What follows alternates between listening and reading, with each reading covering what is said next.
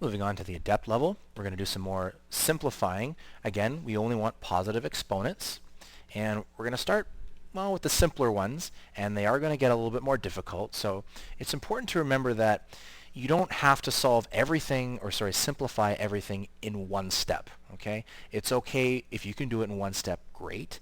If you need 2 steps, 3 steps, 4 steps, that's no problem. You can always break it down into smaller problems if you wish. So I have an expression here, 2x to the power of negative 4, all divided by 3. So I just want to simplify this such that there are no negative exponents. Okay. Now I have a fraction, 2/3. Okay, we always reduce where possible, but 2/3, I can't do anything with that. It's already reduced.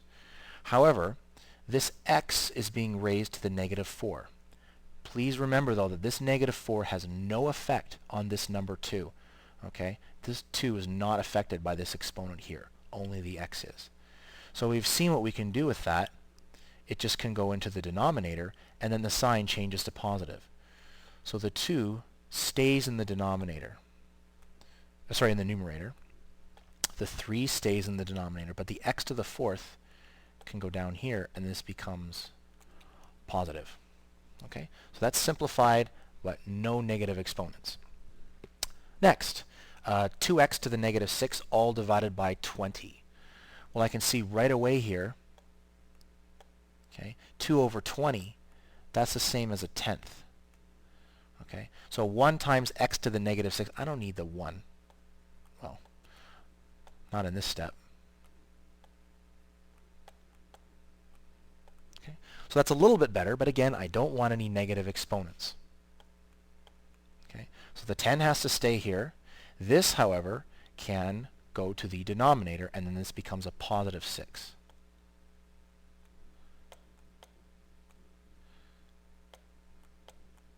The question is, though, what's left in the numerator? I've effectively removed everything. Okay.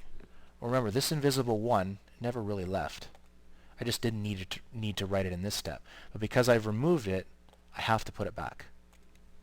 Okay, so there's always an invisible 1 there. Next one, 5 to the negative 1, x to the minus 3 all over 7. All right, let's get rid of these negative exponents right now. Okay, the 7, that's fine. It can stay in the denominator here. But 5 to the power of negative 1, that's the same as 1 over 5 to the positive 1. So I have to multiply it down here. There we go. Make this a bit bigger. And then the x to the negative 3, that can go down here and become positive. Okay. Well, unfortunately, I had to remove everything from the numerator, so I can't just leave it blank. So Mr. Invisible 1 is there. But I can tidy this up a bit. Remember, 5 to the 1 is just 5, and I can multiply 7 times 5 together. So I get 1 over 35 x cubed. And that one's done.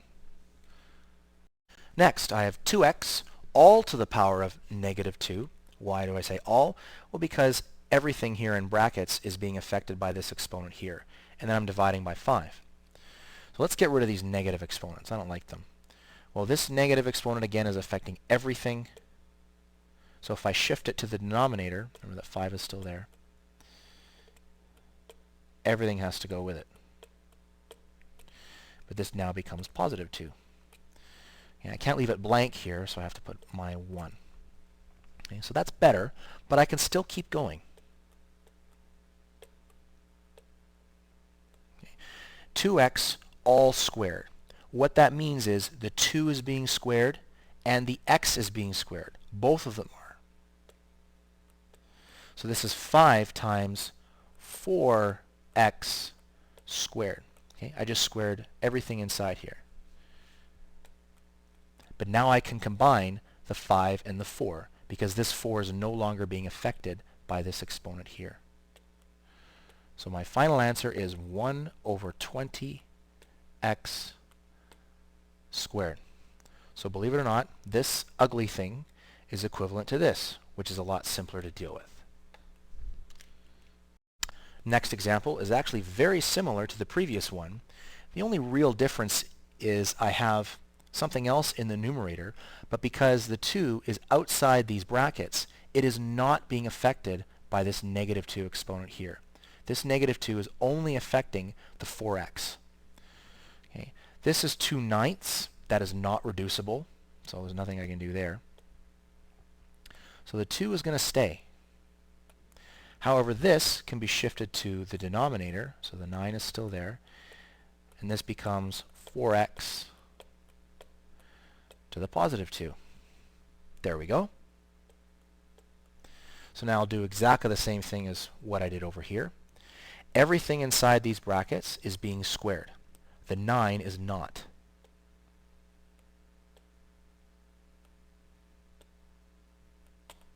So 4x squared, that is, sorry, all squared, is 16x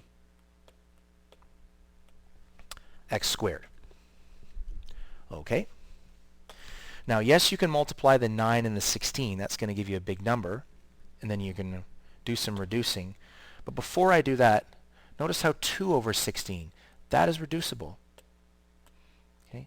Because that is just 1 over 8. Remember, 2 divided by 2 is 1, and 16 divided by 2 is 8. So my final answer is 1 over, and 9 times 8 is 72, and my x squared is still there. Okay. This looks pretty ugly, but it is exactly the same as this guy right here. Last example. It's just like the previous one, I just have more letters this time. I have 3x in brackets being raised to the negative 3. So this negative 3 only affects what's inside. This x outside is not affected.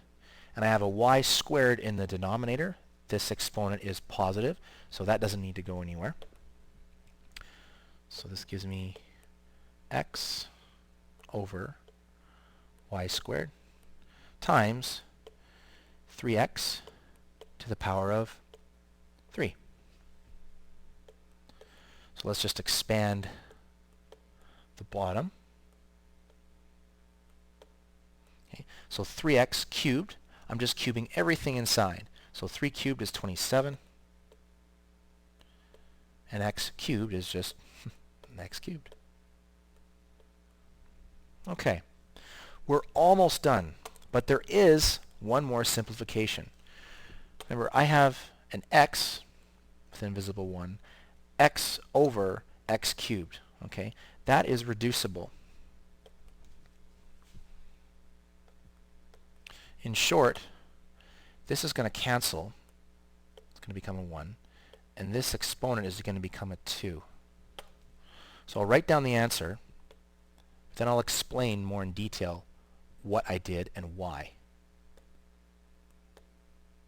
So this is 27x squared, and I'll put the y squared here. Okay, so that's the result. But now to explain, what exactly did I do here? Well, to see that, I'm just going to write up here in this space up top, and I'm just going to look at the x over the x cubed bit. How did I simplify that as 1 over x squared? Well, don't forget what x cubed really means. It just means x times x times x. Well, this x will cancel one of those ones. That's just 1 over 1. So there's only 1 remaining in the numerator, and I have x times x, which is just x squared. So that's why. You also could have applied the exponent laws. Remember, when you're dividing powers where the base is the same, you get to subtract the exponents.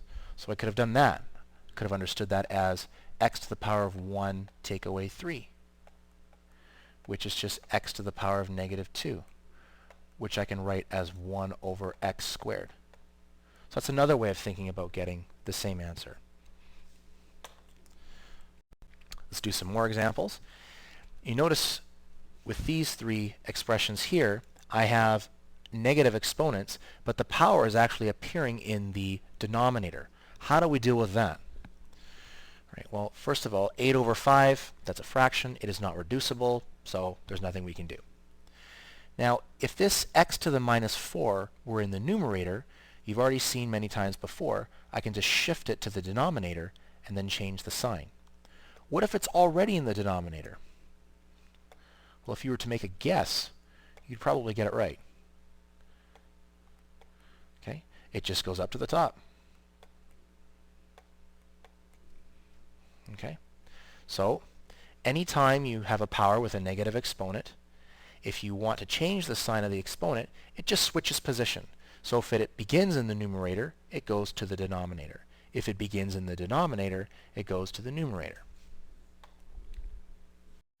Next example, 2 over 10 to the negative 2 x to the negative 1 y squared. Okay, well, I see a bunch of negative exponents and I don't like them very much, so let's deal with them. The 2 in the numerator is not bothering anybody. Okay. However, this in the denominator, that can get shifted to the numerator. So I'm actually going to, just to create a little bit of room, I'm just going to put the 2 a little bit more left. So this now becomes 10 to the positive 2. This x to the minus 1 can go up here. That becomes x to the positive 1, or just x. However, the y squared, that can stay because the exponent was already positive. There. So at least my negative exponents are gone. This is 2. Only the 10 is being squared, so that's 100 x over y squared. So there are no more brackets anymore, so I can combine 2 times 100. So my answer is 200 x over y squared. Next, we have x over 4 in brackets 2y, and that's being raised to the power of negative 2. Okay. So again, this 4 is outside the bracket, so this negative 2 has no effect on it.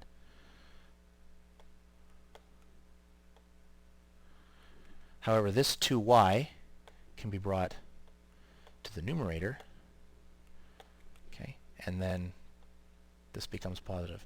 Don't drop the brackets just yet, but the 4 hasn't gone anywhere. It's still there. So now we can work out what's inside. Everything in brackets is affected by this 2, therefore I square everything. So this is x times 4y squared over 4. Well, that's nice. 4 over 4 is just 1. And I don't need to write 1 if it's in the denominator. So my final answer is x, y squared. Okay. Again, if you really want to put this here, you can, but you don't have to. It's just if the 1 was in the numerator, well, then you have to write it.